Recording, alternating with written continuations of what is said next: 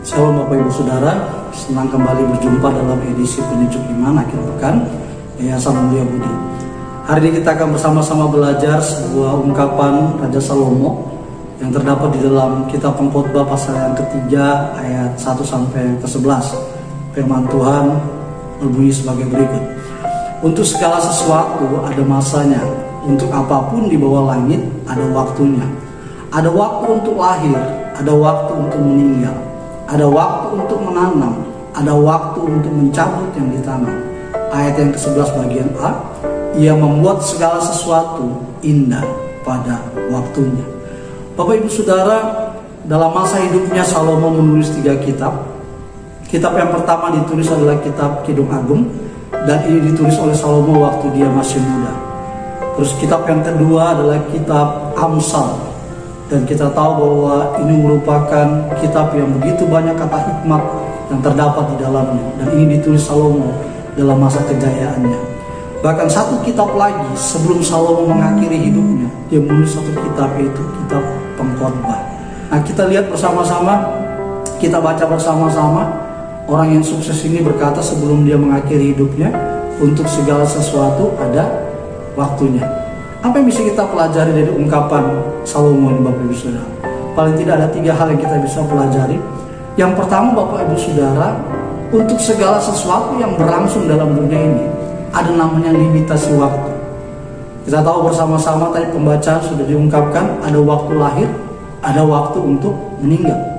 Jadi segala sesuatu yang berlangsung di dalam dunia ini ada namanya limit. Tidak selama-lamanya ada. Benda apapun yang kita ketahui di dalam dunia ini, batu, pasir, kaca, dan lain sebagainya, pasti ada namanya limit, pasti ada namanya kehancuran, pasti ada namanya pemusnahan. Itu yang pasti terjadi. Nah, sedangkan manusia, ingat bahwa manusia pun tidak abadi dalam dunia ini. Ada namanya kematian yang merupakan limit dari kehidupan itu. Kita bisa belajar bersama-sama Bapak Ibu Saudara. Ya, seorang penjaga bernama Hairil Anwar pernah berkata, aku ingin hidup 1000 tahun lagi. Tetapi kenyataannya dia meninggal pada usia 27 tahun. Di Alkitab dituliskan bahwa orang yang paling lama hidupnya itu adalah Metusalah, yang memiliki umur 969 tahun. Nah, siapapun orang di dalam dunia ini pasti ada namanya limitasi waktu dalam kehidupan dia. Tidak selamanya kita hidup di dalam dunia ini. Ingat, syarat untuk mati, syarat untuk meninggal tidak harus muda, tidak harus tua, Bapak Ibu Saudara. Orang muda pun, anak-anak pun bisa meninggal. Dan itu semua ada di dalam kedaulatan Tuhan. Untuk limitasi itu terjadi dalam kehidupan kita. Nah, kalau kita sadar bahwa ternyata hidup ini ada limitasi waktu, implikasinya apa dalam kehidupan kita? Yang pertama, bahwa sadar ada akhir kehidupan. Tidak selamanya kita hidup di dalam dunia ini. Yang kedua, sadar akan adanya keterbatasan. Tidak selamanya kita kuat, tidak selamanya kita sehat seperti ini. Ada waktunya mungkin kita sudah tidak bisa berbuat apa-apa karena keberadaan fisik kita, karena hidup kita yang tua dan lain sebagainya. Nah, itu merupakan keterbatasan. Dan bahkan yang ketiga, kalau kita sudah tahu bahwa ada keterbatasan, nah sebelum keterbatasan itu jatuh dalam kehidupan kita, mari kita menata hidup kita secara bijaksana. Ambil pilihan-pilihan yang terbaik, ambil pilihan-pilihan yang berkenan di hadapan Tuhan. Dan itu akan menolong kita bisa menata kehidupan kita secara bijaksana ke depan. Itu yang pertama. Yang kedua, untuk segala sesuatu ada waktunya. Artinya bahwa apapun yang berlangsung di dalam kehidupan kita ada namanya kesempatan. Ya, ada namanya kesempatan. Kita belajar di Alkitab, untuk waktu itu ditulis dalam 3 bagian. Ada yang disebut dengan waktu Kronos, ada yang disebut dengan waktu Kairos, dan ada yang disebut dengan waktu Aion. Kalau waktu Kronos itu waktu mekanis, waktu yang berulang, gitu ya. Hari ini hari Sabtu, nanti minggu depan ada Sabtu lagi, minggunya lagi, depan lagi ada Sabtu, bahkan bulan depan ada hari Sabtu lagi. Itu berulang. Itu yang disebut dengan waktu mekanis, yang disebut dengan waktu Kronos. Nah, ada yang disebut dengan waktu, yaitu disebut dengan waktu Kairos, waktu kesempatan. Dan kesempatan ini seperti waktu yang tidak akan kembali lagi, tidak berulang lagi. Saya kasih contoh, saya pernah menjadi anak sekolah minggu, saya pernah menjadi pemuda remaja, dan saya tidak akan kembali lagi ke masa itu. Dan di waktu itu pasti saya yakinkan ada kesempatan-kesempatan yang terjadi dalam kehidupan saya, ya. Nah, ingat bahwa di dalam kehidupan kita juga ada yang disebut dengan waktu Aion. Aion ini adalah waktu kekekalan, dan itu kita akan alami setelah kita mengakhiri kehidupan ini. Nah, saya akan bicara tentang waktu adalah kesempatan. Jadi Bapak Ibu Saudara, bahwa di dalam kehidupan kita ada begitu banyak kesempatan yang sebenarnya Tuhan kasih dalam kehidupan kita. Ya, kesempatan apa? Kesempatan untuk beribadah, kesempatan untuk melayani, kesempatan untuk berbuat baik, kesempatan untuk menolong orang lain. Itu kesempatan-kesempatan. Persiapkan diri kita untuk belajar, sehingga kalau sudah ada kesempatan itu, kita sudah mengerti apa yang harus kita lakukan. Persiapkan diri kita dengan berlatih supaya kita terampil, sehingga kalau ada kesempatan itu kita sudah mahir apa yang harus kita lakukan. Dan persiapkan diri kita juga untuk menabung, sehingga kita punya modal, sehingga kalau ada kesempatan itu kita sudah tidak ketakutan lagi apa yang harus kita lakukan, karena kita tidak punya modal. Tapi kita punya modal, sehingga kesempatan itu datang, kita sudah bisa melakukan apa yang menjadi kesempatan itu untuk kita kerjakan. Implikasinya apa Bapak Ibu Saudara? Kalau hidup ini adalah kesempatan. Pertama, mari kita kerja keras.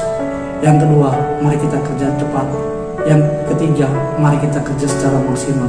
Dan yang keempat, mari kita kerjakan secara tuntas. Selesaikan semua kesempatan yang Tuhan berikan dalam kehidupan kita, ya. Jangan ditunda-tunda.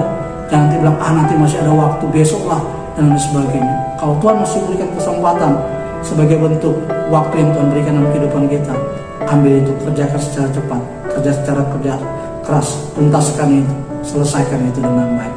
Dan yang ketiga, untuk segala sesuatu ada waktunya.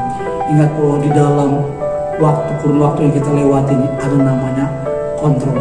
Kita berada di bawah kontrol. Siapa yang mengontrol kehidupan kita? Yaitu Tuhan. Tuhan Yesus berkata bahwa aku adalah Alfa dan Omega. Ya, Dia yang awal, Dia yang akhir. Kita belum memasuki tahun 2022, 2023, tapi Alkitab mengatakan Tuhan sudah ada di situ. Berarti Tuhan yang mengontrol kehidupan kita. Apapun yang kita kerjakan, mungkin dalam kesempatan-kesempatan yang kita lakukan, kita berkata, Tuhan saya nggak mampu. Ingat bahwa ada Tuhan yang menolong kita, yang mengontrol kehidupan kita. Sehingga kita tidak perlu takut Bapak Ibu Saudara, ya. Sebelum limit jatuh dan ada kesempatan yang bisa kita kerjakan, ingatkan diri kita bahwa ada Tuhan yang mengontrol kehidupan kita. Nah, implikasinya apa kalau kita tahu bahwa Tuhan mengontrol kehidupan kita? Hiduplah beriman kepada Tuhan, bukan kepada yang lain, bukan kepada paranormal, bukan kepada pengalaman kita dan sebagainya, tapi berimanlah kepada Tuhan yang menciptakan langit dan bumi yang mempunyai kehidupan kita. Yang kedua, hiduplah berserah, bukan menyerah. Kalau berserah itu Bapak Ibu Saudara seperti kalau kita HP yang kita cas itu kayak dikonekkan dengan listrik sampai nanti dia penuh baru dia berfungsi lagi. Seperti itu, kita berserah kepada Tuhan. Tuhan berikan kita kekuatan, Tuhan berikan kita hikmat, Tuhan berikan kita urapan. Dengan ada semua itu baru kita melaksanakan kesempatan-kesempatan yang Tuhan berikan dalam kehidupan kita. Terus yang ketiga, hiduplah berani. Kenapa? Karena Tuhan beserta dengan kita. Kita nggak sendiri. Dia sang pencipta, Dia punya bumi dan segala isinya. Dia ada bersama dalam kehidupan kita. Jadi kita berani. Yang keempat, hiduplah rendah hati. Kenapa? Karena bukan karena kita semua itu bisa terjadi. Kita bisa hidup, masih ada waktu yang Tuhan izinkan untuk kita mengambil sebuah kesempatan, melakukan kesempatan itu, dan Tuhan backing kita, Tuhan menolong kita, sehingga segala sesuatunya bukan untuk kemuliaan kita, tapi untuk kemuliaan Tuhan. Makanya di ayat yang ke-11 bagian A dikatakan, Ia membuat segala sesuatu indah pada waktunya. Yang membuat indah itu bukan diri kita, yang membuat indah itu bukan orang lain, tapi yang membuat indah itu adalah Tuhan. Makanya Bapak Ibu Saudara, sia-sialah kita memperindah diri kita kalau bukan Tuhan. Sia-sialah kita memperindah pelayanan kita, gereja kita, organisasi kita kalau bukan Tuhan. Sudah berharaplah kepada Tuhan, berserahlah kepada Tuhan, berimanlah kepada Tuhan. Kiranya Tuhan Yesus memberkati.